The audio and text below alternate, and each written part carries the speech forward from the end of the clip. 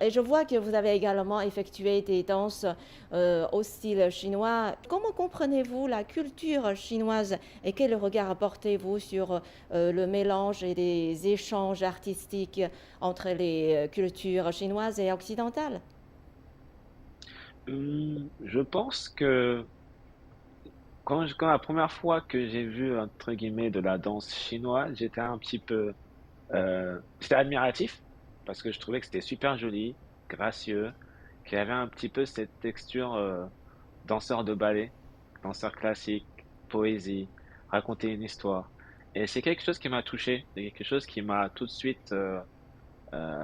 qui m'a tout de suite, entre guillemets, «transcendé», puisque je suis un petit peu un danseur hip-hop et moi, quand je vois, quelqu'un d'autre danser, j'attends de voir ce qu'il raconte.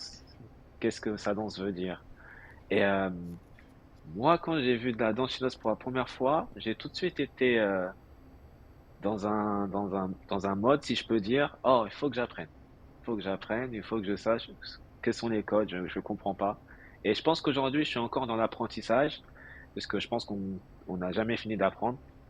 Et c'est quelque chose que j'essaie d'intégrer au jour aujourd'hui dans ma danse, parce que nous, les danseurs, on essaie toujours d'évoluer, de créer quelque chose de nouveau. Donc je pense qu'aujourd'hui, la danse chinoise, c'est quelque chose d'unique, quelque chose de beau, que je conseillerais aussi à mes amis, à des gens autour de moi, qui veulent apprendre quelque chose de nouveau et qui veulent l'intégrer dans leur danse. Donc aujourd'hui, je pense que je peux interpréter ça comme c'est de la danse, c'est quelque chose qu'on peut partager entre nous, mais il y a un plus, car il y a une histoire derrière, il y a des codes et c'est quelque chose que je n'ai pas fini d'apprendre et que je continuerai à apprendre car c'est quelque chose qui me touche vraiment et que j'ai à cœur d'apprendre et de développer.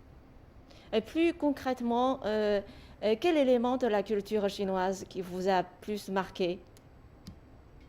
L'élément de la culture chinoise qui m'a le plus marqué, je pense que c'est le premier contact que j'ai eu avec, justement, c'est assez intéressant. Le premier contact que j'ai eu avec euh, la danse chinoise, c'est, vous savez, vous marchez dans la rue et vous voyez ces personnes âgées qui dansent dans la rue et Mhm. qui font des chorés tous ensemble. Euh, ça m'a... La première fois que je voyais ça, j'étais complètement surpris. Je me suis dit, oh, mais qu'est-ce qu'ils font? Et mon ami m'a expliqué que c'est totalement normal en Chine de voir des personnes âgées danser en Chine. Euh, et je dis, bah, est-ce que je peux les rejoindre? Bah oui, si tu veux. Et j'ai essayé. Et en fait, moi, tout ce qui m'a surpris, c'est que la danse n'a pas de limite en Chine. C'est-à-dire, peu importe ton âge, peu importe ton niveau, ce n'est pas une question de niveau, si tu es fort, si tu n'es pas fort.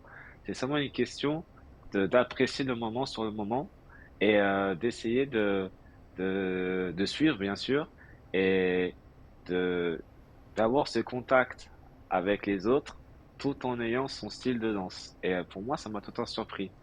Et après, une autre facette qui m'a aussi surpris en Chine, c'est les tenues, la grâce, la beauté, la culture et surtout les histoires derrière chaque danse. C'est ce qui m'a, c'est ce qui est assez beau. C'est, en fait, quand je vois de la danse chinoise, j'ai l'impression de regarder un film. Mhm. Regarder un film chinois. C'est super attrayant, c'est super intéressant et ça me motive. Donc, en fait, c'est peut-être on va dire, tout ce package, tout ce pack, entre guillemets, de les histoires, les légendes, les tenues, les traditions qui me poussent justement à regarder et apporte cet intérêt un petit peu à mon amour pour cette danse chinoise que je développe de jour en jour. Et je pense que c'est quelque chose de très intéressant.